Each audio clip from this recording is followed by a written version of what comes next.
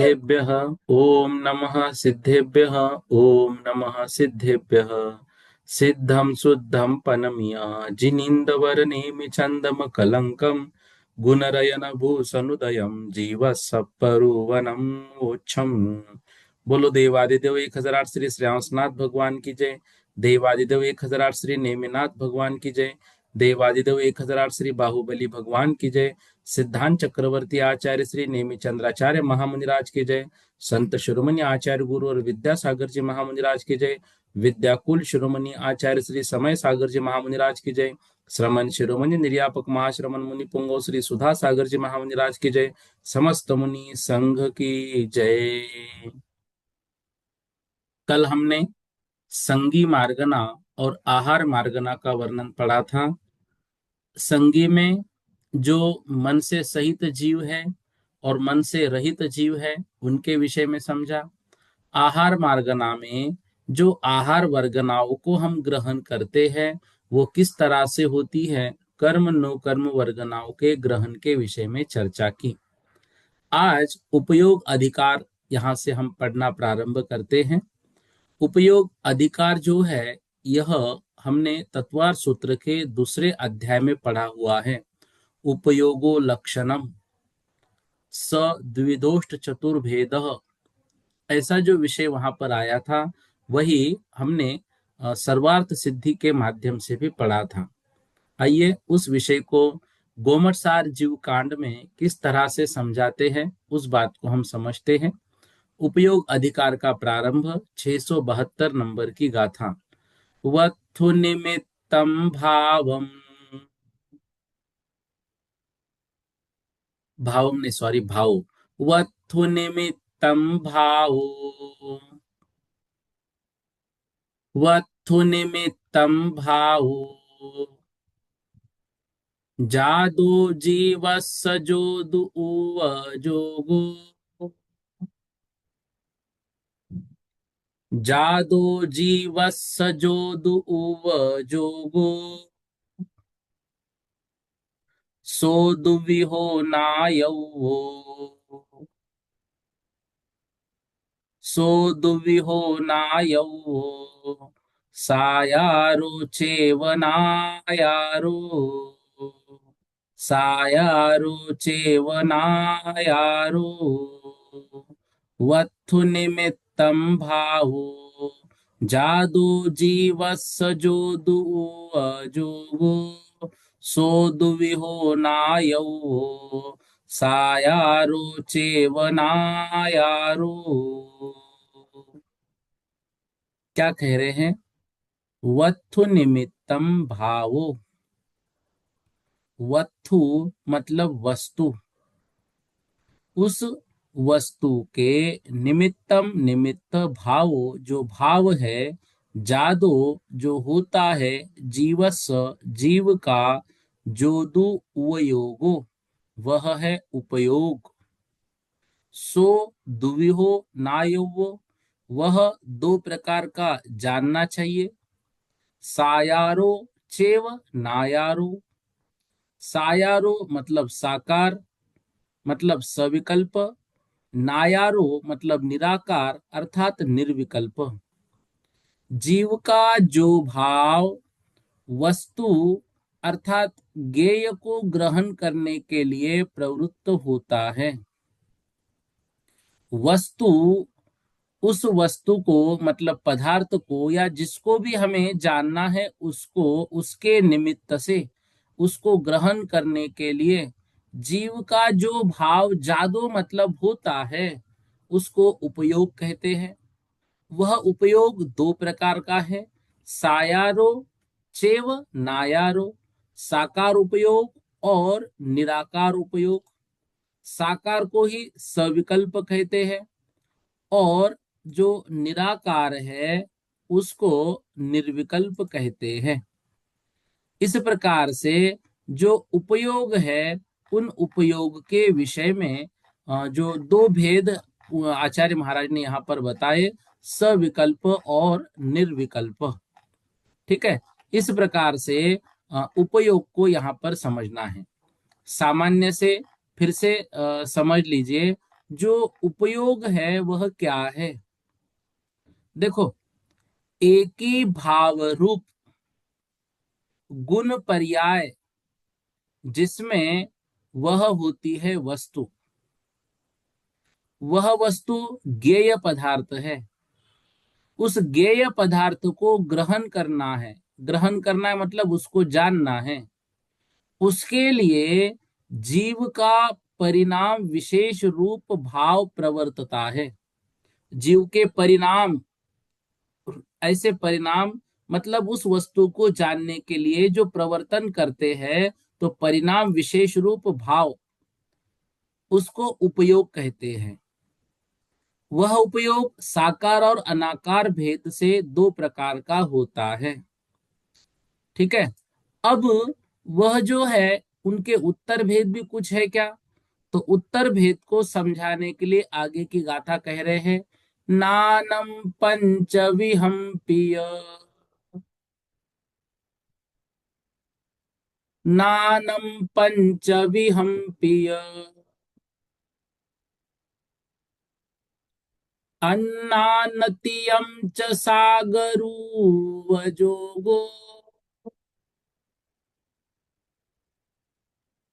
अन्नानतियं च सागरूवजोगो,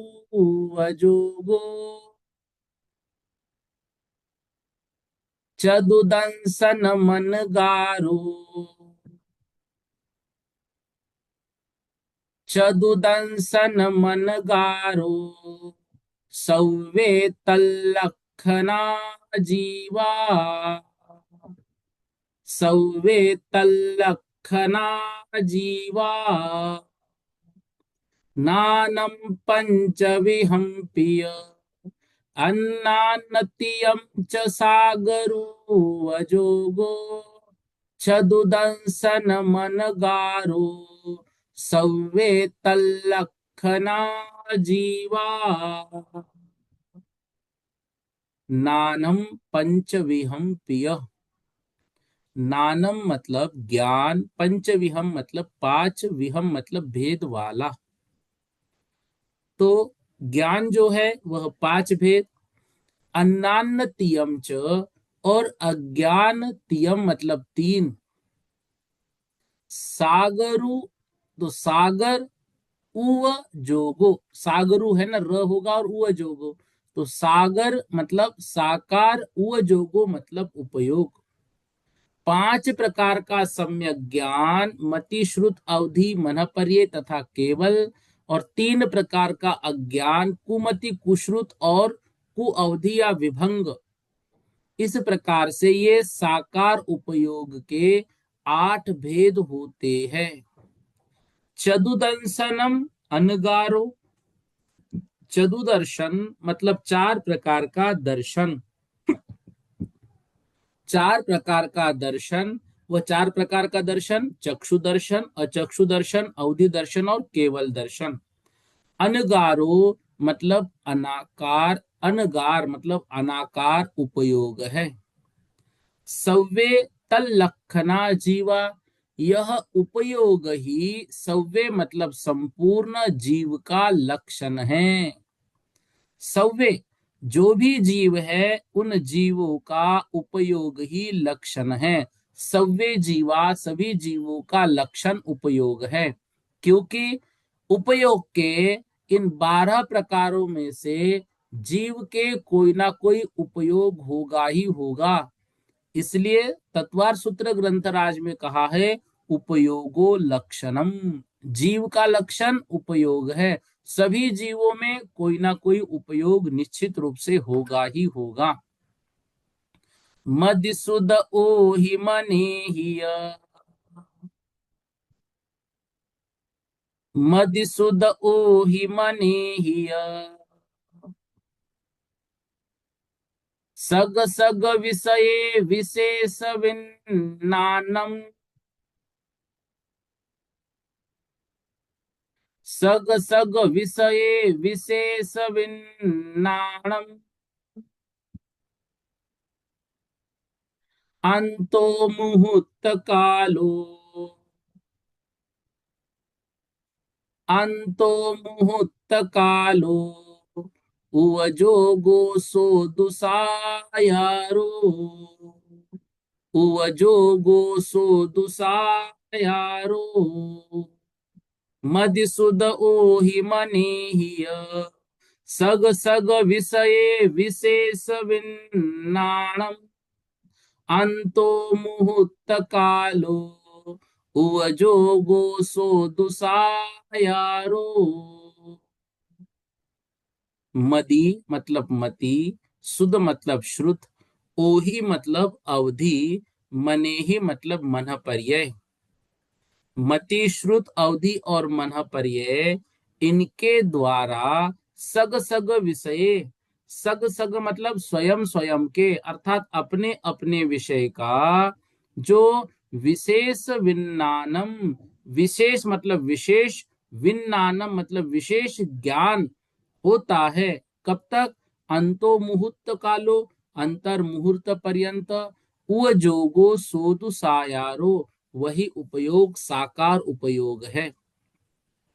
मति, श्रुत, अवधि और मन पर्यय, इनके द्वारा अपने अपने विषय का अंतर मुहूर्त काल पर्यंत जो विशेष ज्ञान होता है उसको ही साकार उपयोग कहते हैं।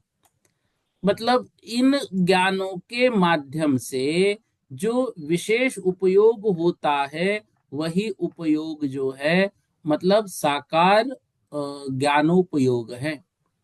कौन सा? मति ज्ञान, श्रुत ज्ञान, अवधि ज्ञान, मन पर्यय ज्ञान के द्वारा अपने अपने विषय का विशेष ज्ञान होता है। कब तक होता है? अंतर मुहूर्त काल प्रमाण, पदार्थ का ग्रहण रूप लक्षण, वही उपयोग है, वह साकार उपयोग है। ठीक है। अब देखो ये जो उपयोग है इस विषय में भावार्थ में और क्या लिखा है। साकार उपयोग के पांच भेद है, मति, श्रुत, अवधि, मन पर्यय और केवल। इनमें से आदि के चार उपयोग छद्मस्त जीवों के, मतलब जो 11 वर्ण और दर्शनावरण में स्थित है। उपयोग चेतन का एक परिणमन है तथा एक वस्तु के ग्रहण रूप चेतन का यह परिणमन छद्मस्त जीव के अधिक से अधिक अंतर मुहूर्त काल तक रह सकता है। इस साकार उपयोग में यही विशेषता है कि यह वस्तु के विशेष अंश को ग्रहण करता है। ठीक है, ये वस्तु के विशेष अंश को ग्रहण करता है। इस प्रकार से साकार उपयोग का यहाँ पर वर्णन कर रहे हैं। अब देखो अनाकार उपयोग का वर्णन। इंद्रिय मनोहीना वा, इंद्रिय मनोहीना वा, अर्थे अविशेषि दूनजम गहनम, अर्थे अविशेषि दूनजम गहनम, अंतो मुहूर्त कालो, अंतो मुहूर्त कालो, उवजोगो सो अनायारो,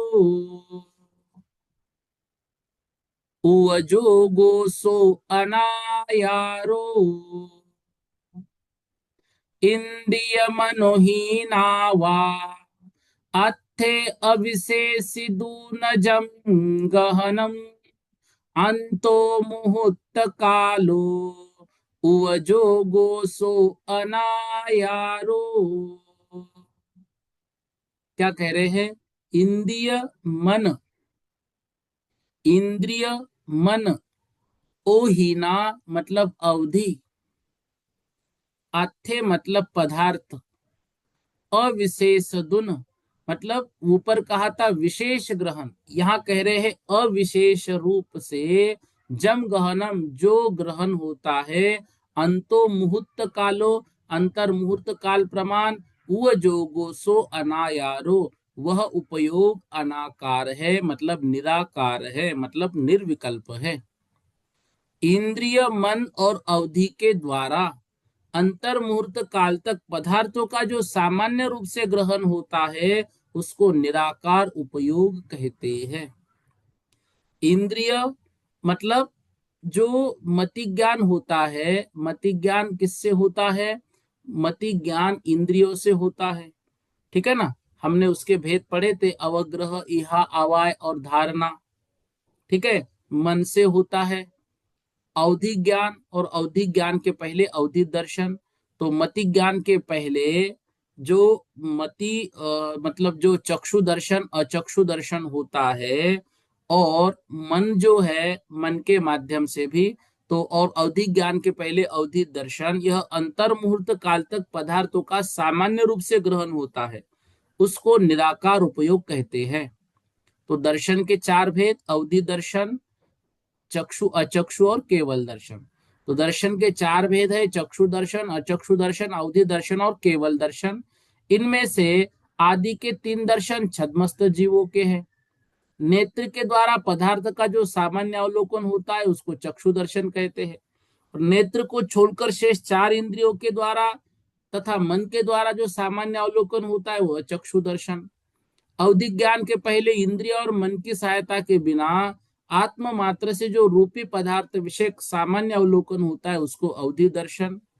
यह दर्शन रूप निराकार उपयोग भी साकार उपयोग की तरह छद्मस्त जीवों के होता है, और वह भी अधिक से अधिक अंतर्मूर्त तक ही होता है। इस तरह से यहाँ पर समझना चाहिए। अब इनमें जीवों का प्रमाण कितना है बता रहे हैं। नानुवजोग जुदानम, नानुवजोग जुदानम, परिमाणम नानमग्गनम वहवे,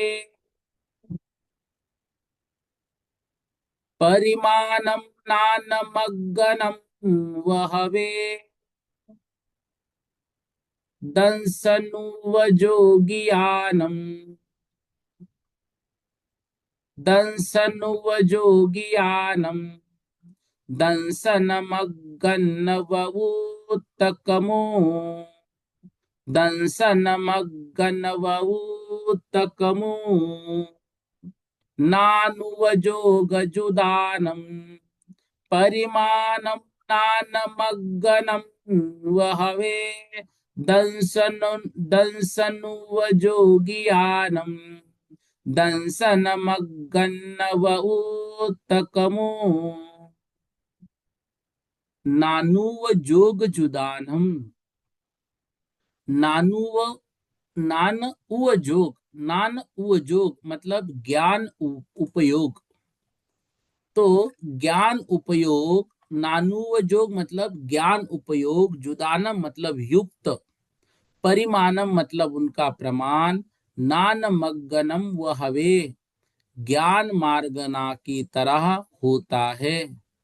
दंसन उव जोगियानम, और दर्शन जो योग है, तो दर्शन उपयोग जो है, उससे युक्त जीवों का दंसन मग्गन उत्तकमो, दर्शन मार्गना के अनुसार ही क्रम जानना चाहिए।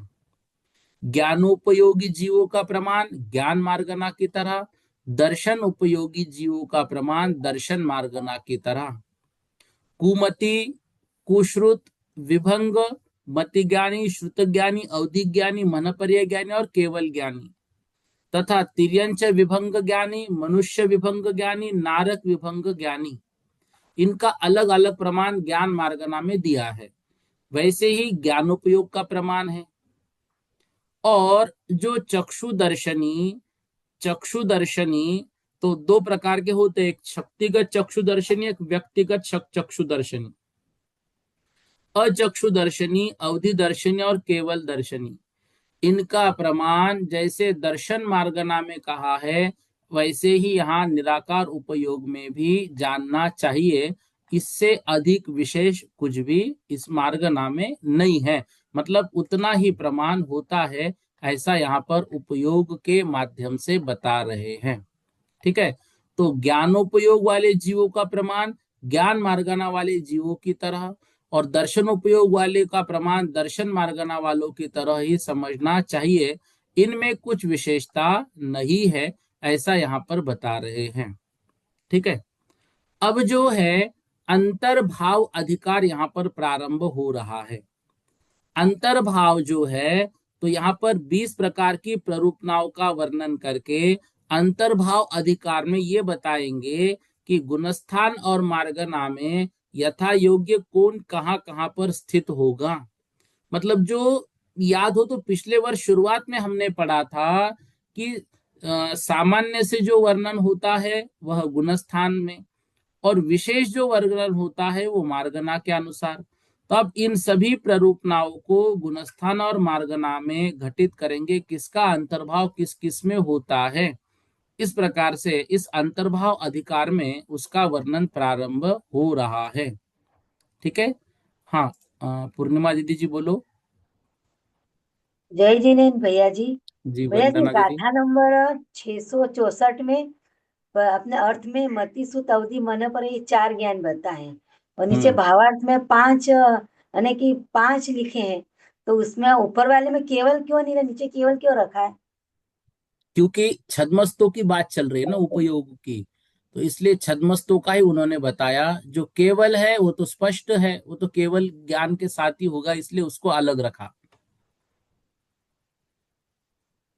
और ऐसे ही 675 में भी है ना, तो तीन की हाँ, वो परिभाषा दी उसमें केवल। भी तीन की बात बताई और केवल दर्शन को अलग रखा, क्योंकि वो जो है वह। नहीं, केवल दर्शन की परिभाषा ही नहीं दी हो। तीन की हाँ, परिभाषा तो दी है गाथा में। ठीक है ना, वो तो केवल दर्शन जो है वो केवल दर्शन केवल ज्ञान के साथ होगा ना, उससे पहले नहीं वो होगा वो। अपन जानते हैं, लेकिन दिया नहीं यूं कह रही हूं मैं। नहीं नहीं, वो इसलिए नहीं दिया क्योंकि छद्मस्तों का वर्णन किया है, इस कारण से नहीं दिया उसको। ठीक है। ठीक ठीक। हम्म। सुलेखा दीदी जी बोलो।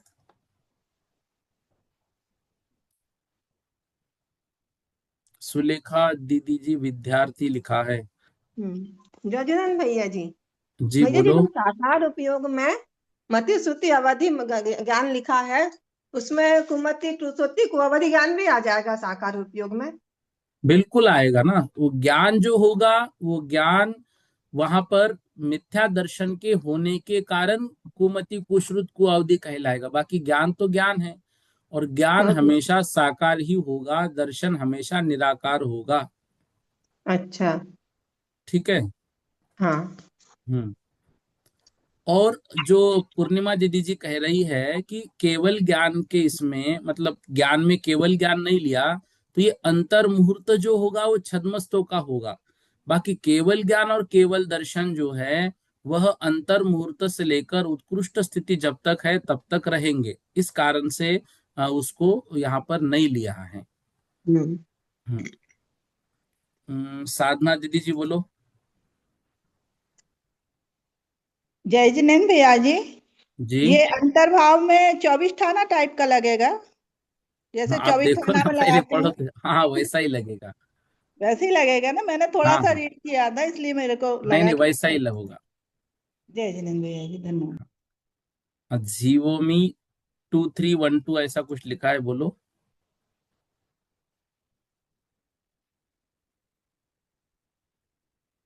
हेलो। हाँ बोलिए।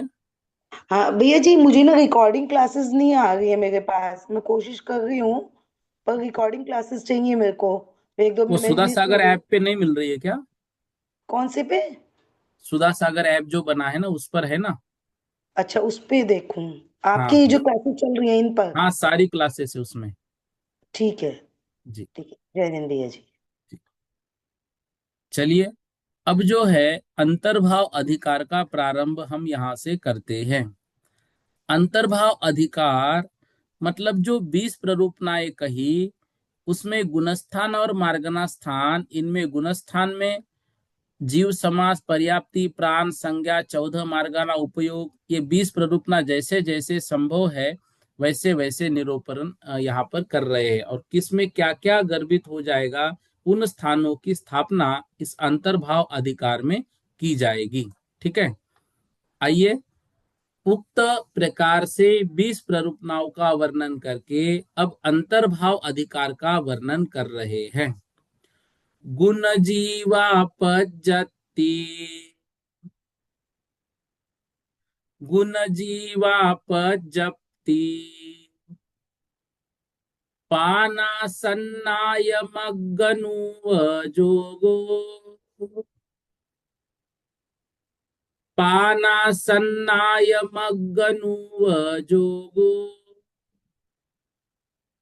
जोगा परु विदौवा, जोगा परु विदौवा, ओघादेशे सुपत्तेयम्,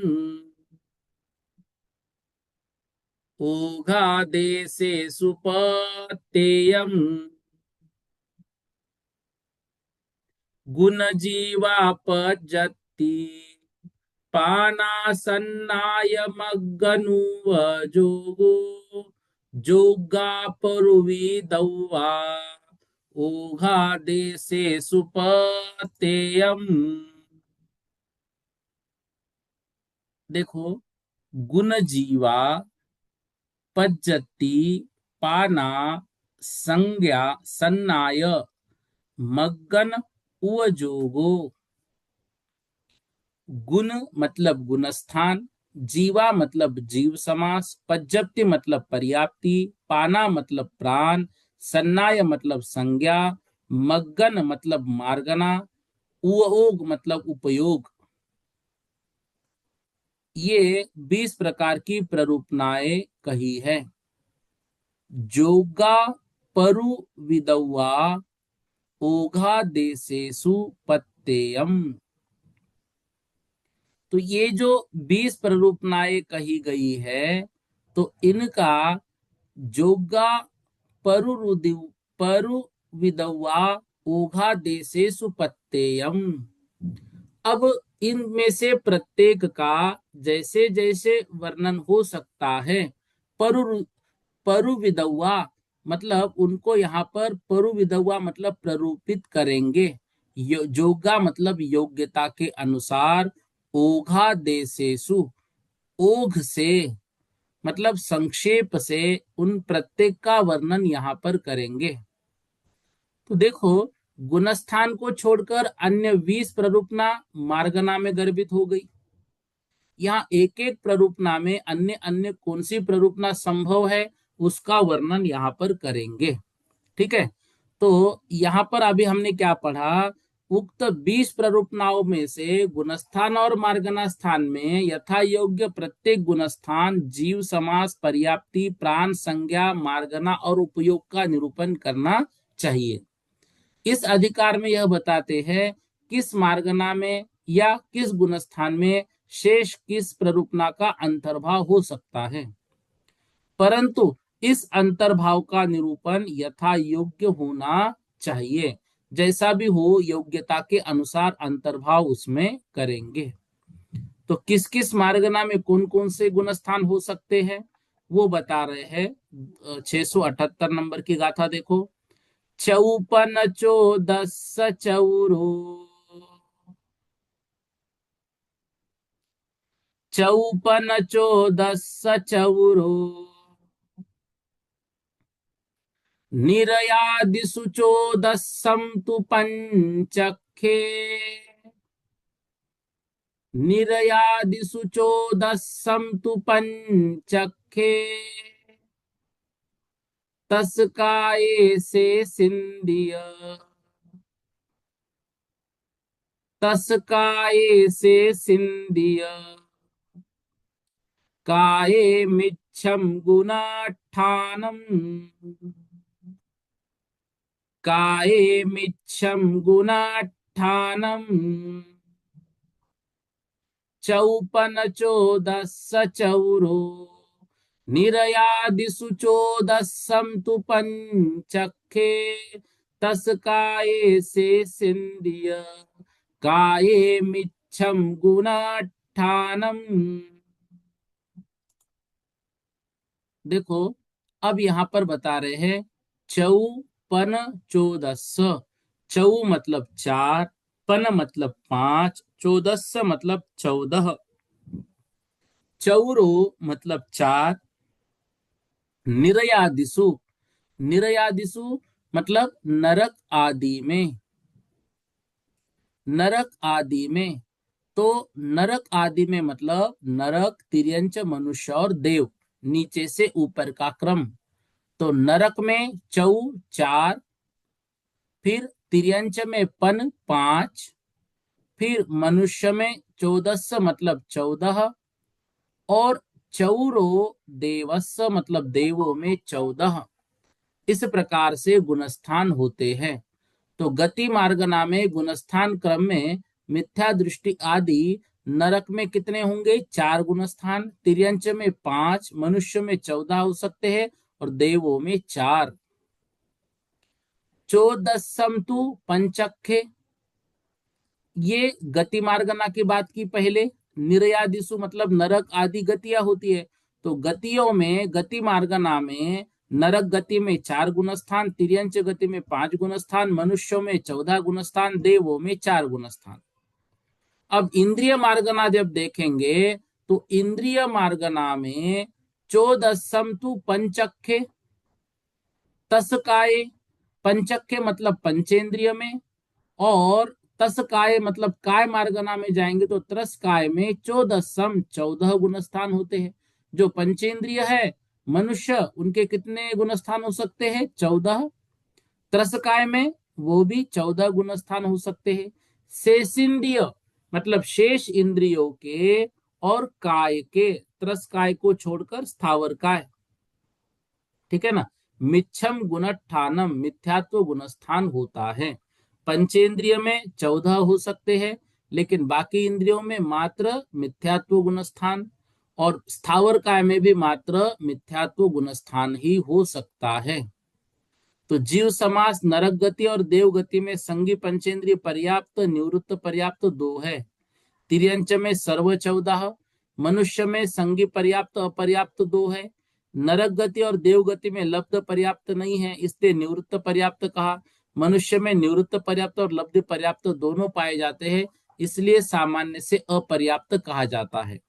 इंद्रिय मार्गना में एकेंद्रिय में बादर सूक्ष्म एकेंद्रिय दोनों के पर्याप्त अपर्याप्त ऐसे 4 जीव समास। द्विंद्रिय, 3 इंद्रिय, चतुर्ंद्रिय में अपने अपने पर्याप्त अपर्याप्त रूप 2 जीव समास। और पंचेंद्रिय में संगी असंगी के पर्याप्त अपर्याप्त ये 4 जीव समास।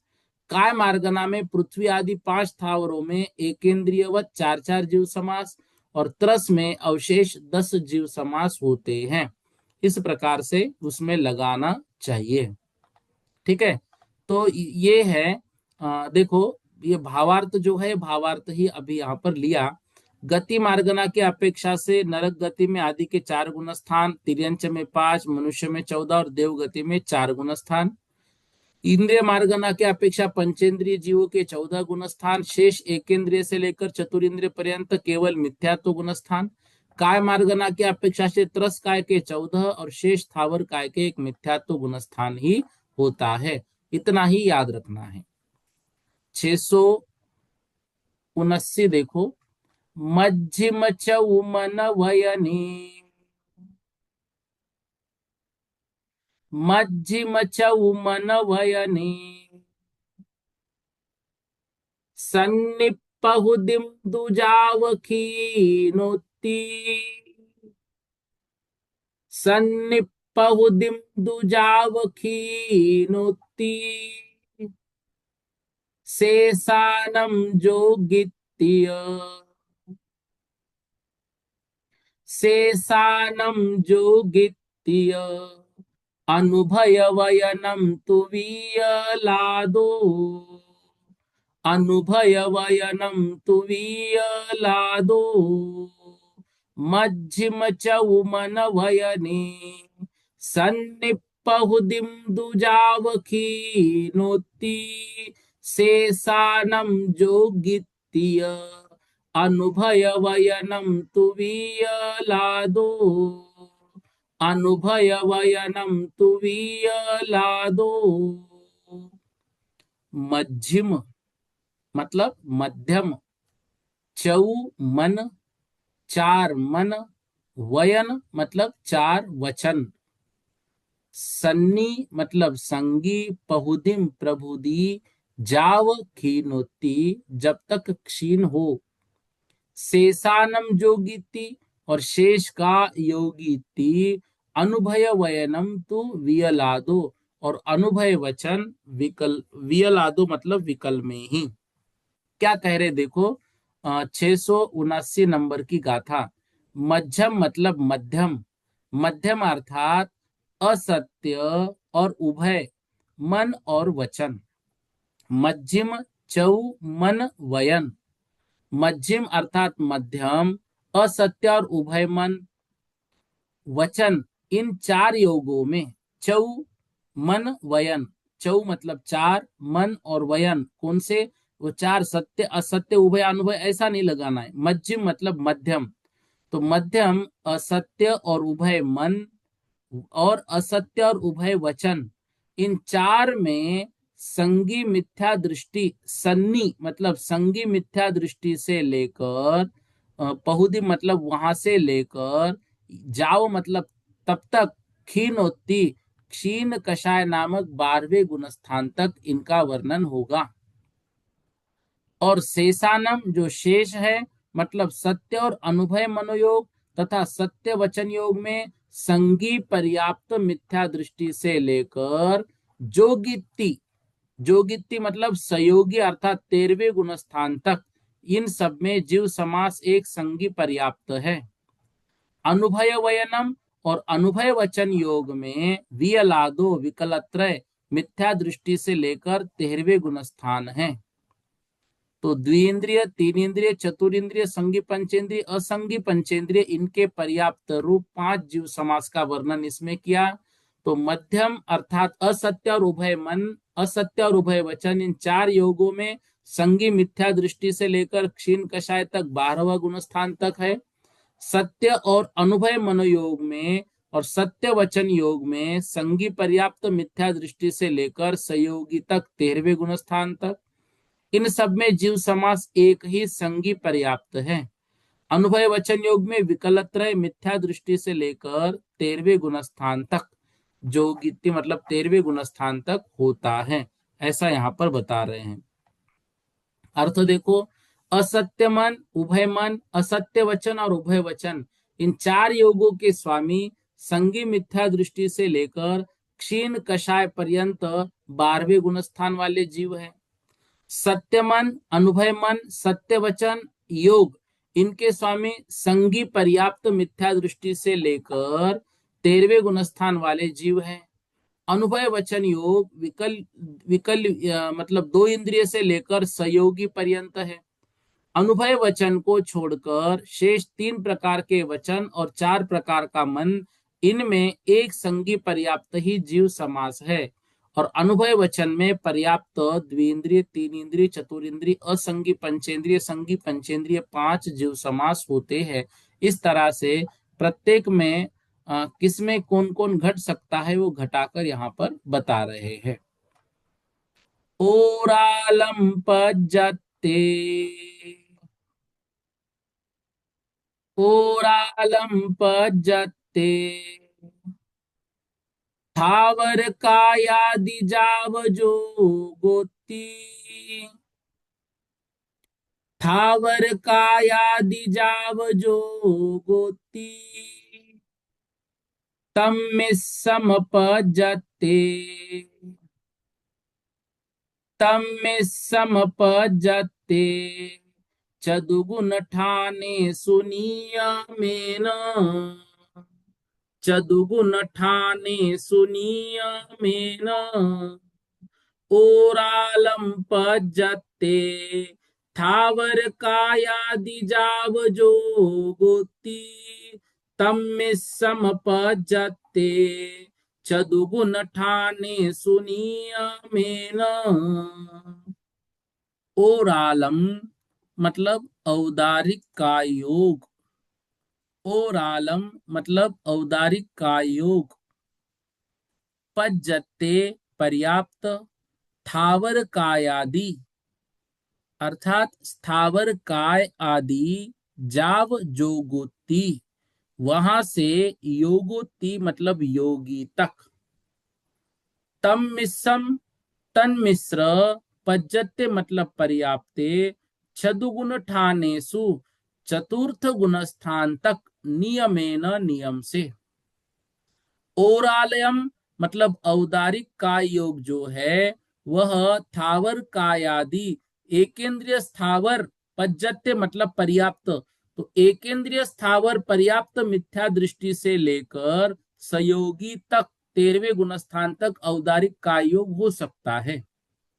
तम मिश्र मतलब उस औदारिक का, मिश्र मतलब औदारिक मिश्र का योग, अपज्जते अपर्याप्त, चतुगुण ठानेसु 4 गुण स्थान में ही होता है, नियमेन नियम से। अब वो किस में होगा अपर्याप्त 4 गुण स्थान में? औदारिक का योग तो समझ गए भाई, देखो एकेंद्रिय से लेकर द्विइंद्रिय, तीन इंद्रिय, चतुर्इंद्रिय, पंचेंद्रिय सारे के सारे जीव औदारिक का योग वाले हैं। तो औदारिक का योग वाले का गुणस्थान पहले गुणस्थान से लेकर 13वें गुणस्थान तक होगा। 14वां गुणस्थान वो अयोगी है, उनका योग होता ही नहीं है, तो वो अयोगी है, इसलिए 13वें गुणस्थान तक होगा। और औदारिक मिश्र का योग का अपर्याप्त 4 गुणस्थान में होता है। वो कौन कौन से गुणस्थान है वो हम आचार्य महाराज गाथा में ही बताएंगे। अर्थ देखो, औदारिक का योग स्थावर एकेंद्रीय पर्याप्त मिथ्या दृष्टि से लेकर संयोगी पर्यंत होता है। औदारिक मिश्र का योग नियम से 4 अपर्याप्त गुणस्थानों में ही होता है। औदारिक का योग में पर्याप्त 7 जीव समास है और मिश्र योग में अपर्याप्त 7 जीव समास होते हैं। ठीक है, अब वो कौन कौन से होते हैं वो यहां पर दिखा रहे हैं अगली गाथा में। मिच्छे शासन सम्मे, मिच्छे शासन सम्मे, पुंवेद यदे कवाड़ जोगिम्मी, पुंवेद यदे कवाड़ जोगिम्मी, नरतिरये वियदोन्निवी, नरतिरये वियदोन्निवी, हुन्तित्ति जिने हिम्नी दिठम, हुन्तित्ति जिने हिम्नी दिठम, मिच्छे शासन सम्मे, पुंवेदयदे कवाड़ जोगिम्मी, नरतिरये वियदोन्निवी, हुन्तित्ति जिने हिम्नी दिठम। मिच्छे मतलब मिथ्यात्व, शासन मतलब सासादन, और पुंवेदे मतलब पुरुष में। तो मिथ्या दृष्टि और सासादन में, और पुरुष वेद उदये मतलब पुरुष वेद के उदय में। फिर कवाड़ जोगिम्मी, कवाड़ मतलब कपाट समुद्घात में।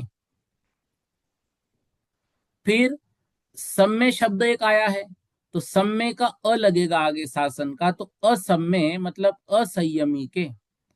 तो मिथ्या दृष्टि सासादन और पुरुष वेद से संयुक्त असंयत में, और कवाड़ जोगिमी और कपाट समुद्घात सहित सहयोगियों के, इनके अपर्याप्त रूप 4 गुण स्थान में औदारिक मिश्र का योग पाया जाता है। ऊपर बताया था ना, औदारिक मिश्र का योग 4 गुण स्थान में होता है।